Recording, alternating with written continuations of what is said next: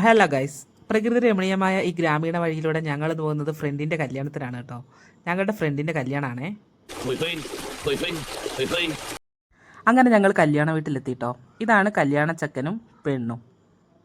നീലട്ടാർപ്പായും കസാരയും കണ്ടപ്പോഴേക്കും ഇവർ ചാടിക്കേറി ഇരുന്നു കേട്ടോ. എന്നാൽ പിന്നെ ഞാനും കൂടി ഇരുന്ന് കളയാം. അങ്ങനെ ഒരു കുടുംബശ്രീ ഇവിടെ ആരംഭിക്കുകയാണ് സുഹൃത്തുക്കളെ.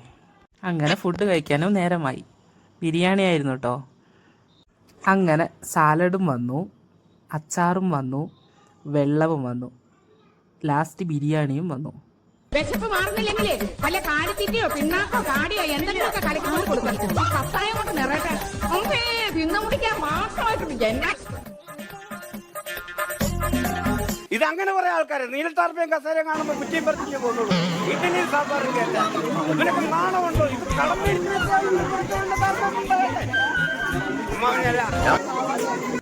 അങ്ങനെ ഫുഡ് കഴിച്ച് കഴിഞ്ഞു കേട്ടോ. ഇനി ഞങ്ങൾ നേരെ പോകുന്നത് വയലിലേക്കാണ്. കുറച്ച് ഫോട്ടോസ് എടുക്കാനാണ് കേട്ടോ വിചാരിച്ചിട്ടുള്ളത്. വയലിലേക്ക് കുത്തനെയുള്ളൊരു ഇറക്കമാണ് കേട്ടോ ഇത്. അടിപൊളിയൊരു സ്ഥലമാണേ.